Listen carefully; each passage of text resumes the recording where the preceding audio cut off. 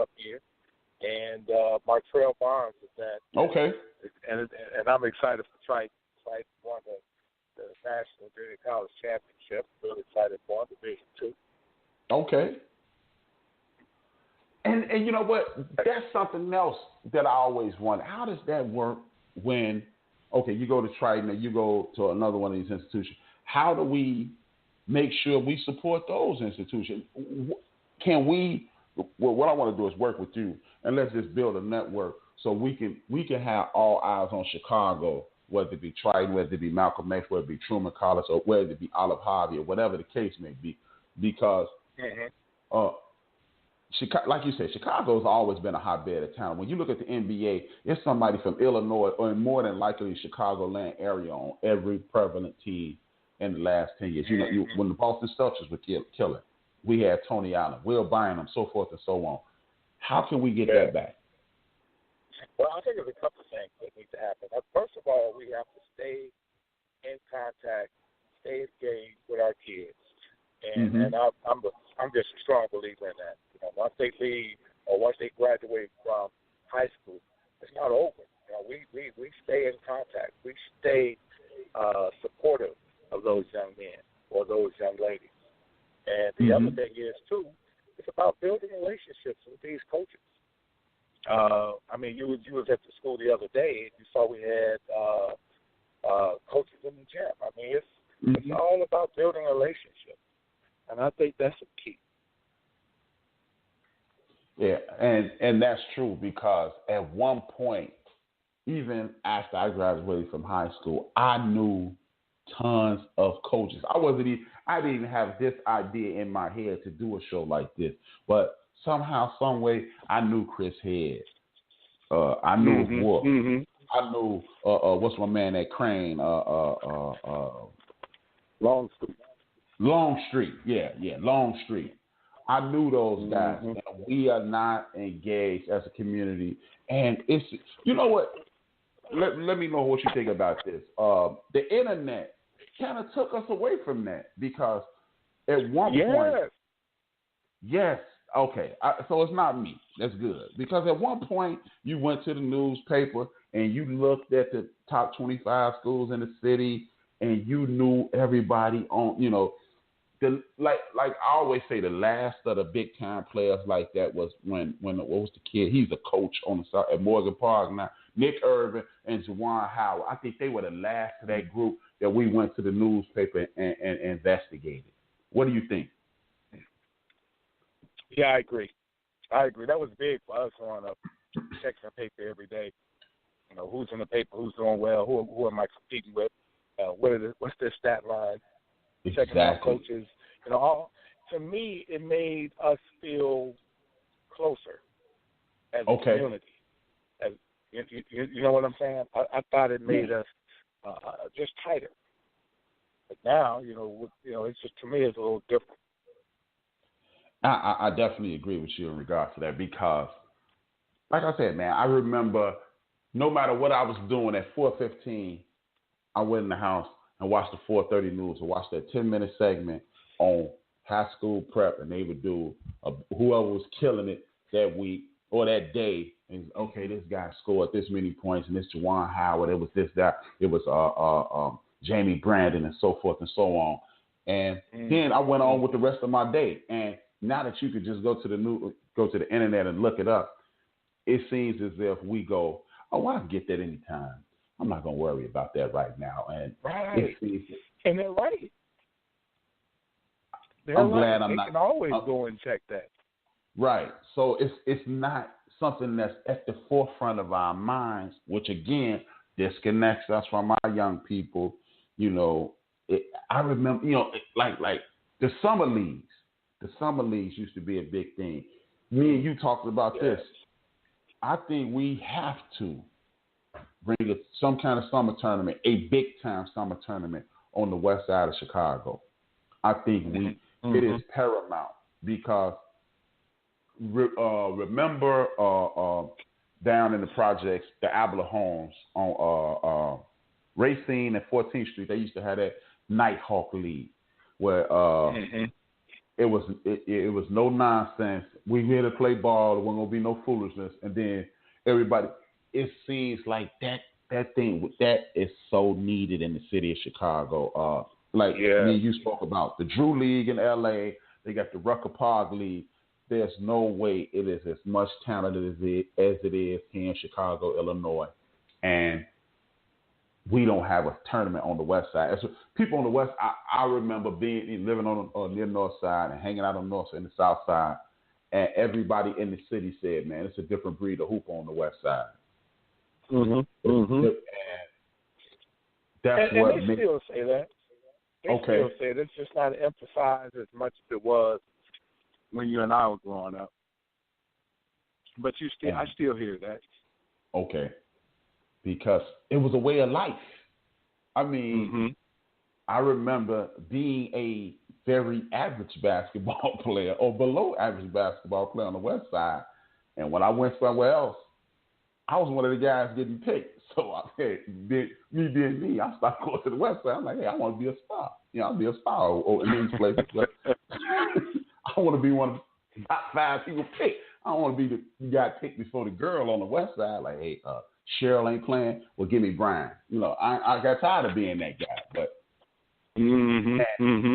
well, I definitely think that we have to do something to reestablish that the west side basketball culture, as well as the Chicago basketball culture, because again, you got Tim Hardaway, you got Ron Anderson, Nick Anderson, Juwan Howard, Dwayne Wade.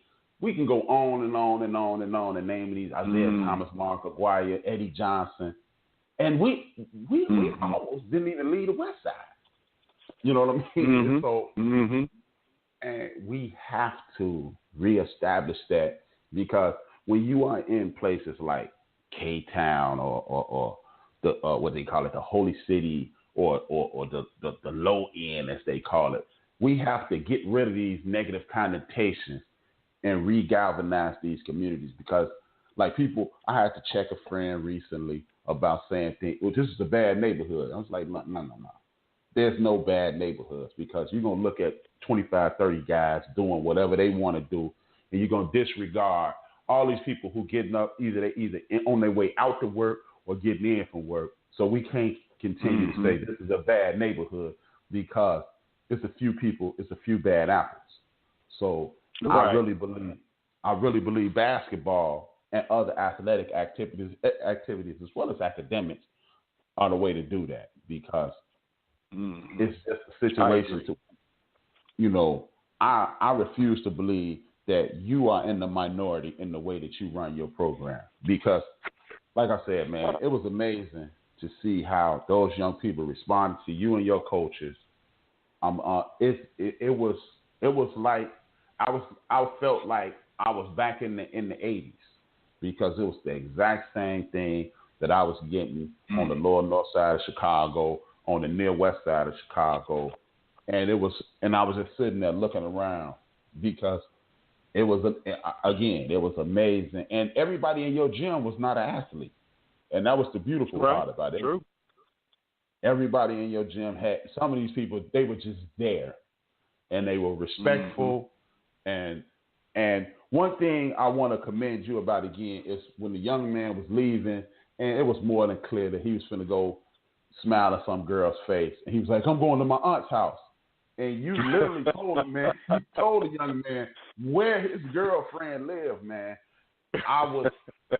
That impressed the hell out of me, man. I had to tell that story on air, because your girlfriend lived right down on this block, and he kept trying to get out. And then the truly beautiful part was, he wouldn't lie to you. He kept trying not to tell you where he was going, but he wouldn't say, I don't date that girl anymore. And he was like, no, your girlfriend lived, and then he said, yeah, her name is this. He never would say, I'm not going there. He just was, no, my aunt's house is down the street. He would never do that. And that's a testament to you. That's a testament to your coaching staff. And that's why I met you in passing, and just the brief interaction that we had, I knew I needed to talk to you and people like you because, yeah, man, I'm not subscribing to the foolishness that our young people are just running amok and they're going crazy, and we have no leadership, and everything in our community is going to be a failure. I'm just not going to do that under no circumstance. Mm-hmm. Who are some of the best players that you've coached against? First, I'm going to tell you the best player I've ever played against. Oh, that's even better. Let's go with that. The best player I've ever played against, one-on-one, man-on-man, Isaiah Thomas. Oh, my gosh. Now, that dude, and I took pride in my defense. I was a tough kid, got after it. Isaiah Thomas was unreal. He was the best I've ever played against. Probably the most impressive I've seen and I grew up with was Mark Aguirre. And I will say this about Mark, man. Mark gives back. He's always up to school. He'll come in and work with my guys. Mark Aguirre is a great, great guy. He doesn't get the credit that he deserves. I mean, when I say he comes up, call him. I say, Mark, I need you to come up and take a look at a couple of guys and maybe you can help them. Whatever you need, Coach. And he's there.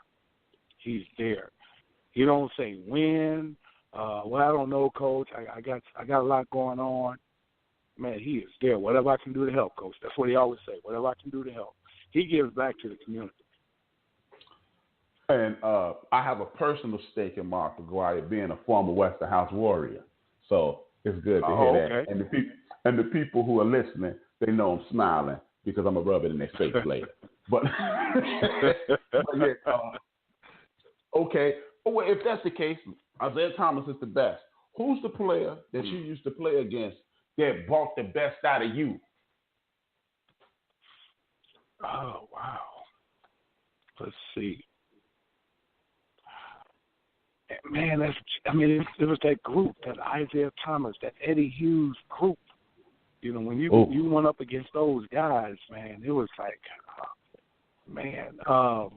Upshaw, Kevin Upshaw. I don't know if you remember him, played for the Boston Celtics.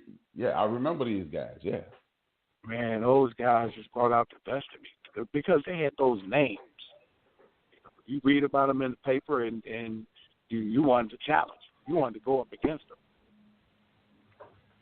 which is disappointing to me in the NBA. But now everybody wants to put together a super team. You know, I want to play against the super players. You know what I mean? Yeah. You know what? Okay. Now we got a fight on our hands. Let's do it. I get what you're saying. But okay, how about looking at it from this aspect? I'm a firm believer in this. Now I am a believer in competition. I hated to lose. I was the worst kind of loser. It's countless laughs Jimmy Fields made me do for not shaking hands after games. So I mean, I probably could run from Austin to Halstead and back, you know, with the laps that I've done. But what about this mentality? This is why I give the LeBron Jameses and the Kevin Durants a pass, because I don't believe the NBA is in the business of competition anymore. Because when you talk about the Eddies, the Marks, the Isaiahs, when they came into the NBA, it was only 26 teams at that time, but they had every team in the league had at least 1.5 All-Stars, meaning an All-Star and a guy who could make the All-Star game. Yeah. And they were only fishing out of a small pond of American players. The net has widened, yet the talent has dissipated. So I think these guys are looking at the Isaiah Thomas. No, not the Isaiah. They're looking at the Charles Barkleys. They're looking at even back in the day, the Oscar Robertsons. They're looking at the Kevin Garnett's of the world and saying, you know what? I don't want to I'm into competing, but I don't want to just break my back for my entire career, and hope in the last 3 or 4 years I get traded to the Celtics, I get traded to a team, and then I have a shot. I think if the NBA